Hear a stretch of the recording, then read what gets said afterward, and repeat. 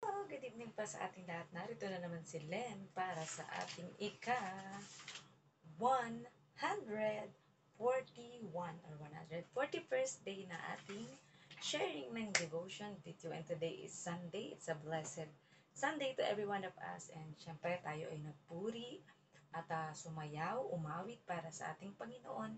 And ang tawag dito, tayo ay yan, nakinig ng Word of God na ibinahagi sa atin ng ating Pastoral Grace, diba? Na kung saan ay pinapakita dito na that we have the joy from the Lord. The joy of the Lord is our strength. Na ang ibig sabihin ng joy is Jesus, others, and then pinakahuli ang yourself or ang ating sarili. So, diba, sa ating kaligayahan na ito, dapat mas pinakainuuna natin ang ating Panginoong Yesus, sumunod ang ating kapwa, bago pinakahuli ang ating sarili, di ba? But ayan, bago po tayo magpasimula sa ating pag-aaral ng salita ng Diyos na ating babasahin at pagbubulay-bulayan ay syempre tayo muna ay kailangan mag-opening prayer para may gabay ng ating Panginoon ang ating gagawing pag-aaral. So let us all pray. Ama namin Diyos na makapangyarihan sa lahat muli, nagpapasalamat po kami, dinadakila, pinupuri at itinataas ang iyong dakilang pangalan, Panginoon. Laling higit, Panginoon, salamat po sa buhay at kalakasan at hininga na ipinagkaloob niyo sa amin upang mapagtagumpayan ang bawat araw ng aming buhay, Panginoon. Tunay na kapag hindi kami nakasandig sa inyo, Panginoon, at nananalig at sumasampalataya sa inyo, Panginoon, ang mga problema, Panginoon, ay maaring makapagpabagsak sa amin, Panginoon. Ngunit, dahil kami ay alam namin, Panginoon, at we are secured, we are assured, Panginoon, that we are saved, Panginoon, and we are righteous, and we are loved by you, Panginoon, ay nakakatayo at nakakatindig pa rin kami sa anumang mga pagdaanan namin sa buhay, Panginoon. Gayun din, Panginoon, sa aming gagawin na pag-aaral ng inyong mga salita, Panginoon, alam po namin na kayo ang gumagabay at nagbibigay ng karunungan, Panginoon, upang mapagtagumpay ang namin at maipaliwanag na mabuti ang mga salita na inyong ibinibigay sa amin, Panginoon. At gayon din, kayo po ang mangungusap sa puso ng bawat isa, Panginoon, na makikinig ng aming pagbubuli-buli ng inyong salita, Panginoon, upang ito'y magkaroon ng rema, ito'y magkaroon ng epekto sa kanilang buhay, Panginoon, upang magkaroon ng mabuting pagbabago sa kanila, Panginoon, that they can follow you from glory to glory, Panginoon, and to be more like your Son, Jesus Christ, Panginoon. Patuloy po kami at habang buhay na magpapasalamat sa tinapos na gawa ng inyong anak na si Jesus, Panginoon, sa krus na pagtubos ng aming kasalanan, Panginoon, na kung saan kinaya niya, Panginoon, na mahirapan, masaktan, Panginoon, at mawalan ng kanyang buhay, Panginoon, alang-alang lamang sa katubusan ng kasalanan ng sangkatauhan, Panginoon. Ngayon din, nagpapasalamat po kami sa banal na Espiritu na ipinagkaloob niyo sa amin, Panginoon, mula nang magbalik sa inyong kaharian dyan sa langit ang aming Panginoong Yesus, Panginoon, na siyang gumagabay at nag-iingat sa amin, Panginoon, at nag-i-intercede and ko-convict sa amin, Panginoon, kung ang mga ginagawa ba namin ay sang-ayon sa inyong kalooban at nakapagpapasaya sa inyo, Panginoon. Kayo po ang siyang mapapurihan, Panginoon, at itago niyo po ang bawat lingkod ninyo na nagpapahayag na inyong mabuting balita, Panginoon. At wag po ang glory namin o ang aming galing, talento o talino ang mga ibabaw, Panginoon. Bagkus, Panginoon, ay lagi namin i-consider at maging humble, Panginoon, na hindi kami makakatayo, Panginoon, kung hindi dahil sa inyo, Panginoon. Kaya kayo po ang mapapurihan, maitaas, Panginoon, sa aming gagawin ito, Panginoon. This we pray na our Lord Jesus Christ. Amen. Ayan. So, nakalagay po dito sa Lucas 20:15, siya'y inihagis nila sa labas ng ubasan at pinatay. Ano kaya ang gagawin sa kanila ng may-ari ng ubasan? Tanong ni Jesus. Message, at ang ginawa nga daw ng mga magsasaka ay inihagis sa labas ng ubasan ang anak ng may-ari at pinatay ito. Tinanong daw ni Jesus ang mga tao kung ano daw kaya ang gagawin ng ama nito na may-ari ng ubasan sa mga magsasaka. Application. At kagaya ng mararanasan ni Jesus sa labas ng Jerusalem, siya na ipako sa krus. Ganoon din ang ginawang pagpatay ng mga magsasaka sa anak ng may-ari ng ubasan. Kaya ang tanong agad ni Jesus ay kung ano daw kaya ang gagawin ng may-ari ng ubasan sa masasamang magsasaka na iyon. Dahil kahit sino talagang magulang, dahil sa pagmamahal sa anak ay sobrang magagalit kapag may nanakit dito. lalo pa kapag pinatay pa. Talagang di mapapatawad ng magulang ang sino mang papatay sa kanyang anak. Pero sa ginawang pagsasakripisyo ni Jesus sa krus, maging ang mga taong nanakit at pumatay sa kanya ay kasama sa pinatawad. Ngunit mas may bendisyon lang ang mga tao sa panahon natin na tumanggap, kumilala at naglilingkod sa Diyos hanggang sa ating huling hininga. Dahil ang ating gantimpala ay naghihintay na sa kaharian ng Diyos. So, purihin ang pagkabasa ng salita ng Diyos, diba? So, talagang kung sa panahon natin ngayon ay hindi ka patapatawad, diba? Isang matindi at malaking krimen ang ginawa ng mga magsasakang ito na patayin ang anak, ang pinakamamahal na anak na may-ari ng ubasan, diba? So, talagang kung ikaw ang magulang, tayo nga, diba, kapag halimbawa, merong nanakit sa ating anak, halimbawa, kung ang anak natin ay bata, diba, kapag may umaway, may halimbawa may nanabunot, may nanuntok, 'di ba? Or may naging dahilan kung bakit nagkaroon ng sugat o sakit ang iyong anak ay syempre halos hindi natin mapapatawad, 'di ba? Na talagang kung halimbawa pa na ang ginawa ay pinatay o pinaslang ito, 'di ba? Talagang sobra ang magiging galit ng magulang sa mga taong gumawa ng ganoon sa kanilang anak, 'di ba? Pero dito natin makikita na ang ating Panginoong Yesus, kahit ganun yung ginawa sa kanya ng mga tao, ay kasama pa rin sila sa pinatawad sa krus, 'di ba? Na ang lahat ng kasalanan ng buong sangkatauhan ay binitbit ng ating Panginoong Hesus sa krus at kasama na napako at namatay at inilibing sa kanyang pagpanaw, 'di ba? Pero after 3 days, our Lord Jesus has resurrected from the grave dahil sa kapangyarihan at espiritu na ipinagkaloob sa kanya ng ating Panginoong Diyos, 'di ba? At isinabi na nga yan niya at inihula na sa pasimula pa lamang na talagang after mangyari ang kalooban ng Diyos na tubusin ang kasalanan ng buong sangkatauhan ay muling bubuhayin at mabubuhay ang ating Panginoong Yesus. At yun na nga, umakyat na siya sa langit sa kaharian ng ating Panginoong Diyos. Kaya ang naiwan na sa atin, na kasama natin at gumagabay sa atin ay ang banal na espiritu. Pero sasabihin natin, hindi ba nalilito o napapagod ang Diyos na bawat isa sa atin ay binabantayan o nakikita niya? Tandaan natin na ang ating Panginoong Diyos ay mas mataas kesa sa atin, di ba? Siya nga ang lumikha ng lahat.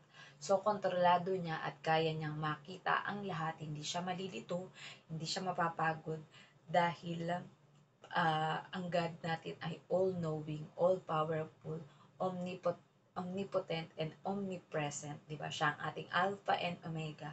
Kumbaga, sa pasimula ng ating buhay, kasama na natin siya mula nang mabuo tayo sa sinapupunan ng ating ina at hanggang sa ating kamatayan ay nariyan pa rin at kasama pa rin natin ang ating Panginoong Diyos. Dahil kung tayo ay namuhay ayon sa kalooban ng ating Panginoong Diyos, syempre, alam natin that our spirit is safe in His kingdom, di ba? Na kung saan doon ay mararanasan natin ang lahat ng mga mabubuting bagay na inihanda sa atin ng Diyos sa pasimula pa lamang. Pero sabi nga, kinailangan nating maranasan ang mga hirap, sakit, mga kalamidad, di ba? At magkaroon ng fellowship na may makasamang mga kapwa natin dito sa mundo, di ba?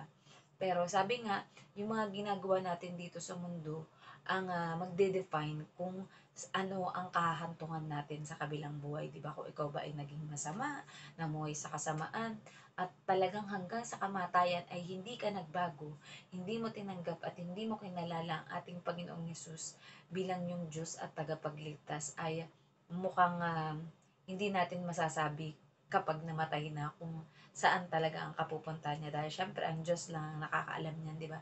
Pero into your whole life dito sa mundo, mula nang makilala mo, tinanggap mo ang ating Panginoong Hesus bilang Diyos at tagapagligtas at namuhay ka ayon sa kanyang kalooban, ang pagiging mabuti sa iyong kapwa, ang pagilingkod sa ating Panginoong Diyos sa abot ng iyong makakaya at sa lahat ng meron ka, and hanggang sa kamatayan ay pinanindigan mo, pinanghawakan mo ang iyong matibay na relasyon at pananalig at pananampalataya sa ating Panginoong Diyos, we are very sure 100% that our soul, our spirit is safe in the Lord, diba? Na Sabi nga, to live is Christ and to die is gain, di ba? Na kung saan habang tayo ay nabubuhay, we are making ourselves to be more like Christ. Ayan, kumbaga yung mga katangian ng ating Panginoong Yesus na pagiging mapagmahal, mapagpatawad, maunawain, maibigin, di ba?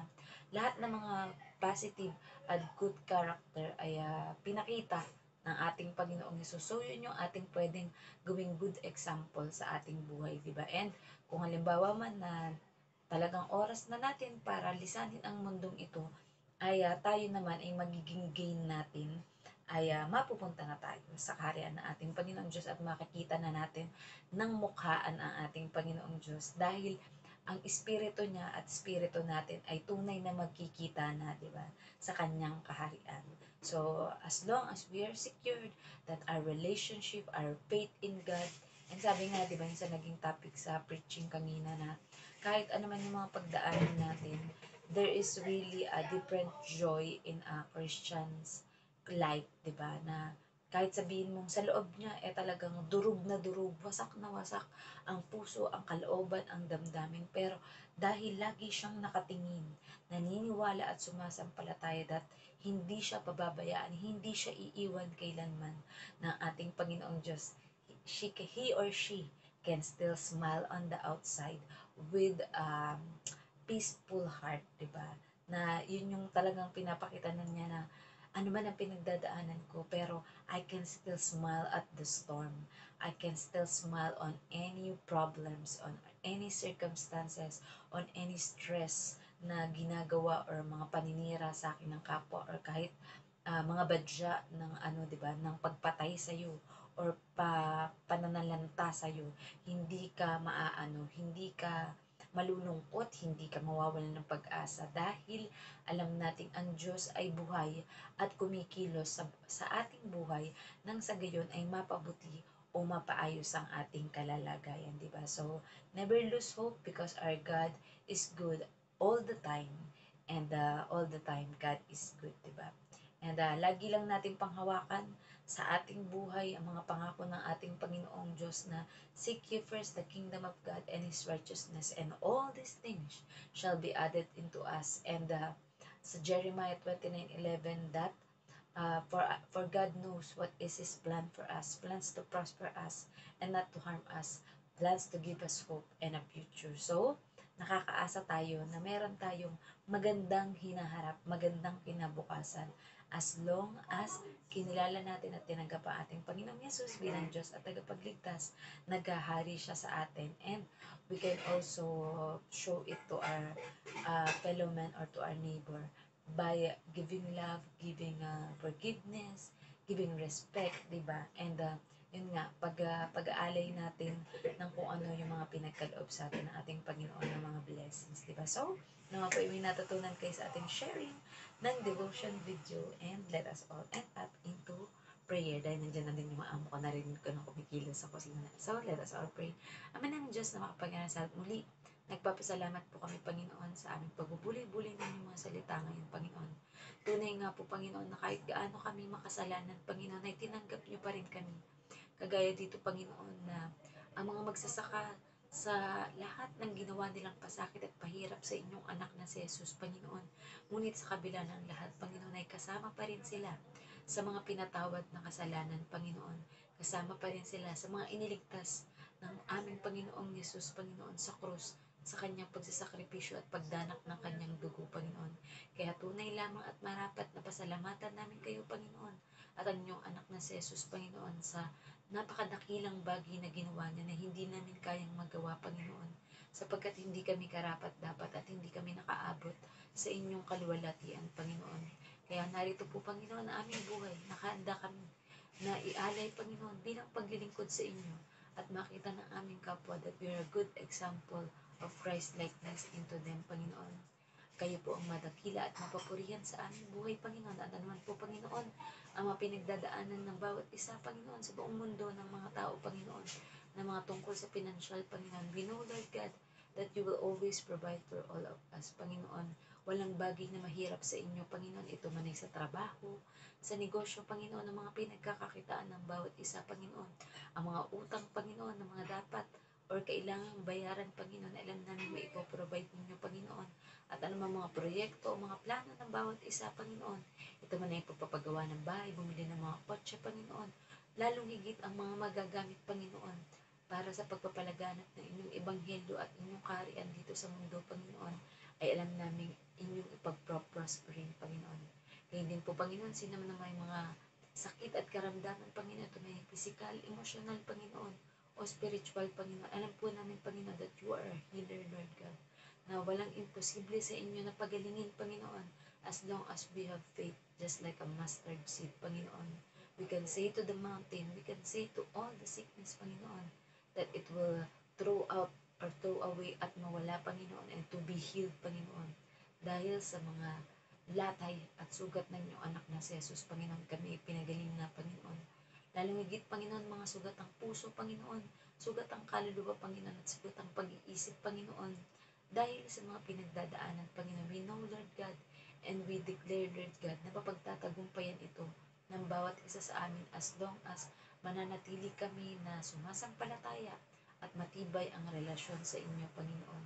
Salamat po sa lahat ng mga blessings, Panginoon. Gayon din, Panginoon, ang aming socially na pakikisalamuha sa aming kapwa, Panginoon. We pray, Lord God, na magkakaroon ng maayos na pakikisalamuha sa aming kapwa, Panginoon. Maayos na pakikihalubilo, Panginoon. And if any one of us will be an instrument of you, Lord God, to evangelize, Panginoon, sa aming kapwa, Panginoon, matulungan sila, Panginoon, lalong higit, Panginoon, ang salvation ng bawat isa, Panginoon, ng mga tao na wala pang pagkakilala sa inyong anak na si Jesus at pagtanggap sa Kanya bilang Diyos at tagapagligtas, Panginoon, at walang matibay na relasyon sa inyo, Panginoon, ay dinadalangin po namin, Panginoon, that they will be saved, Panginoon, at alam namin na hindi kayo titigil na gumawa ng paraan, Panginoon, upang sila ay maligtas, Panginoon, upang sila ay makakilala sa inyo, Panginoon. At dalangin po namin, Panginoon, ng mga pastors, missionaries, teachers, Panginoon, mga leaders, Panginoon, at mga evangelist, Panginoon, at sino man po, Panginoon, na aming kahit ordinaryong tao na kapwa, Panginoon, na gumagawa ng inyong great commission, Panginoon, to go and make disciple of all nations, Panginoon, ay we know, Lord God, na anuman ang mga pangailangan ng kanilang pamilya o nila, Panginoon, sa mga pagmimisyon o mga pupuntang lugar or church planting, Panginoon, na kayo magpo-provide.